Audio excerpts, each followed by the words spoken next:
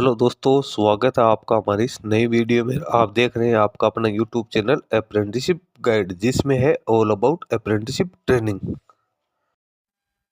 दोस्तों, इस वीडियो में अपन बात करेंगे ओएनजीसी की ओर से निकाली गई असिस्टेंट एग्जीक्यूटिव इंजीनियर रिक्रूटमेंट 2025 के बारे में। जी हाँ दोस्तों, ये नोटिफिकेशन आप देख रहे हो ओएनजीसी यानी oil and natural gas corporation India limited की ओर से रिक्रूटमेंट निकाली गई इंजीनियरिंग डिसिप्लिन के लिए E1 लेवल, जिसमें कैंडिडेट का सिलेक्शन है कंप्यूटर बेस्ड टेस्ट के आधार पे किया जाएगा। सबसे पहले तो एडवर्टाइजमेंट नंबर दिया हुआ है 01/2025। ओएनजीसी ए महारत्न पब्लिक सेक्टर का एंटरप्राइजेज है, इंडिया की leading crude oil natural gas company. इसके द्वारा यहाँ पे एप्लीकेशन फॉर्म्स मांगे गए क्लास फर्स्ट एग्जीक्यूटिव पोजीशंस के लिए इंजीनियरिंग स्ट्रीम के अंदर। इसमें कैंडिडेट को जो कंपनसेशन मिलेगा वो लगभग पर ईयर है वो 25 लाख के आसपास यहाँ पे मिलने वाला है। इसके साथ ही कैंडिडेट को एक्सीलेंट अपॉर्चुनिटी है ग्रोथ और डेवलपमेंट के लिए मिलेगी। सबसे पहले pay scale, emolument, other financial benefit दे रखा है, तो पोस्ट लेवल E1 रहेगी।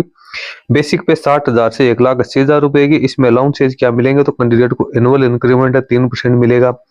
इसके अलावा जो 35% है वो यहाँ पे कैफेटेरिया, अदर जो पर्क अलाउंस है वो मिलेंगे, HRA मिलेगा, प्रोविडेंट फंड की यहाँ पे फैसिलिटीज मिलेगी, ग्रेजुटी की फैसिलिटीज मिलेगी, पोस्ट रिटायरमेंट बेनिफिट और जो अदर जितनी भी स्कीम्स लागू है ओएनजीसी कंपनी में वो सारी स्कीम कैंडिडेट को पेड की जाएगी। वैकेंसीज की अपने बात करें और उसके साथ ही एसेंशियल एजुकेशन क्वालिफिकेशन की बात करें तो सबसे पहले तो ये ऊपर वाली जियोलॉजिस्ट के लिए जो कि अपने से संबंधित नहीं है। उसके बाद इंजीनियरिंग कैडर में अपन बात करें तो assistant executive engineer production mechanical की बात करें तो कैंडिडेट के पास मैकेनिकल इंजीनियरिंग में मिनिमम 60% मार्क्स के साथ डिग्री होनी जरूरी है। इसकी 11 वैकेंसी निकाली गई है।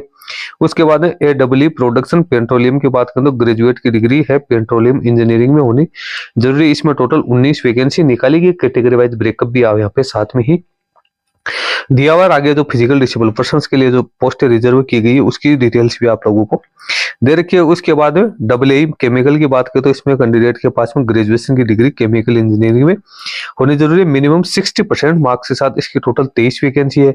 उसके बाद AA ड्रिलिंग मैकेनिकल की बात करें तो इसमें भी मैकेनिकल इंजीनियरिंग में कैंडिडेट के पास ग्रेजुएशन की डिग्री होनी जरूरी है। मिनिमम 60% मार्क्स के साथ इसकी 23 वैकेंसी निकाली गई। उसके बाद AA ड्रिलिंग पेट्रोलियम की बात करें तो इसमें भी पेट्रोल इंजीनियरिंग में 60% मार्क्स के साथ डिग्री मांगी गई, 6 वैकेंसी है। AA मैकेनिकल है, इसमें भी ग्रेजुएट की डिग्री मैकेनिकल इंजीनियरिंग में होनी जरूरी है, इसकी 6 वैकेंसी है।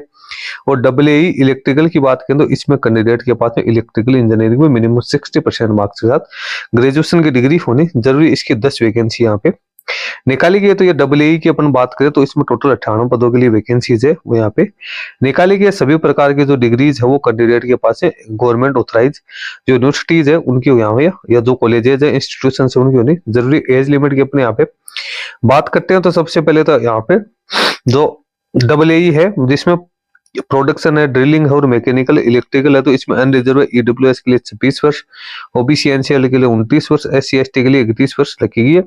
फिजिकल डिसेबल पर्सन, एक सर्विसमैन और डिपार्टमेंटल कैंडिडेट है उनके लिए भी यहाँ पे जो छूट की प्रावधान है उसके अकॉर्डिंग रिलैक्सेशन देवा। सिलेक्शन प्रोसीजर की बात करें तो सबसे पहले जो एलिजिबल कैंडिडेट्स है उन्हें जो कंप्यूटर बेस्ड टेस्ट है जो कि ऑब्जेक्टिव टाइप का होगा। इसमें टोटल 4 सेक्शन रहने वाले। General awareness, concern subject, English language, aptitude, तो इसमें 2 घंटे का टाइम कैंडिडेट को दिया जाएगा। CBT स्कोर के आधार पे जो ओएनजीसी शॉर्ट लिस्टिंग करेगी कैंडिडेट की तो उसकी एक पोस्ट के अनुपात में 5 यानी 5 गुना कैंडिडेट को यहाँ पे जो आगे की प्रोसेस है पर्सनल इंटरव्यू के लिए उसके द्वारा यहाँ पे बुलाई जाएगी। उसके बाद कैंडिडेट की यहाँ पे है वो मिनिमम कट ऑफ मार्क्स है उसको डिसाइड करते हुए आगे की मेरिट निकाली। शॉर्ट लिस्टेड कैंडिडेट है उनको ग्रुप डिस्कशन भी यहाँ पे किया जाएगा। अब जो फाइनल मेरिट लिस्ट है वो किस आधार पर तैयार की जाएगी, तो CBT स्कोर को यहाँ पे 85% वेटेज दिया जाएगा, इंटरव्यू को यहाँ पे 15% वेटेज दिया जाएगा, 100% यहाँ पे रहने वाले। अब कैंडिडेट को यहाँ पे मिनिमम जो क्वालिफाइंग मार्क्स है वो यहाँ पे प्राप्त करने जरूरी है। तो minimum qualifying marks general AWS OBC candidate के लिए 40%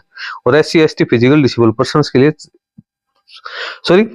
जनरल AWS OBC के लिए 45% और SC ST physical disable person के लिए 40% यहाँ पे रहने वाले। इसी प्रकार से इंटरव्यू की बात करें तो जनरल ईडब्ल्यूएस ओबीसी के लिए 60% और जो अदर कैटेगरी है उसके लिए यहाँ पे है वो 40% मार्क्स यहाँ पे डिसाइड किए गए। उसी के आधार पे कैंडिडेट की फाइनल मेरिट लिस्ट तैयार की जाएगी। फाइनल मेरिट लिस्ट है उसकी ऑफिशियल वेबसाइट है, उसी के ऊपर पब्लिश की जाएगी। आप सबसे पहले तो आप फॉर्मेट देख सकते हो कंप्यूटर बेस्ड टेस्ट का। इसमें जो कंसर्न सब्जेक्ट है, जो कंसर्न डोमेन है, जिस सब्जेक्ट से आपने यहाँ पे एजुकेशन क्वालिफिकेशन प्राप्त किया, जिस पोस्ट के लिए आपने एप्लीकेशन फॉर्म सबमिट किया, उसके 40 क्वेश्चन होंगे। जनरल अवेयरनेस के 10, एप्टीट्यूड टेस्ट के यहाँ पे 25, इंग्लिश लैंग्वेज के 10 और टोटल 85 क्वेश्चन यहाँ पे रहने वाले। जो मैंने आपको बता दिया, यहाँ पे किसी प्रकार की कोई नेगेटिव मार्किंग नहीं रहेगी। सीबीटी एग्जाम के लिए एग्जाम सेंटर यहाँ पे आप लोगों को दे रखे हैं। टोटल यहाँ पे 19 एग्जाम सेंटर है, जो कि आप यहाँ पे प्रेफरेंस है वो डाल सकते हैं। एलिजिबल और इंटरेस्टेड कैंडिडेट है वो इसके ऑफिशियल वेबसाइट www.ongcindia.com के ऊपर जाकर अपना एप्लीकेशन फॉर्म के लिए रजिस्ट्रेशन है वो कर सकते हैं। एक कैंडिडेट सिर्फ एक ही पोस्ट के लिए यहाँ पे एप्लीकेशन फॉर्म वो सबमिट कर पाएगा। कैंडिडेट के पास में क्या क्या डॉक्यूमेंट्स या इन्फॉर्मेशन होनी जरूरी है, तो मोबाइल नंबर, ईमेल आईडी यहाँ पे होनी जरूरी है। स्कैन जो कॉपी है वो पासपोर्ट साइज की फोटोग्राफ होनी जरूरी है। स्कैन कॉपी है वो सिग्नेचर होने जरूरी है।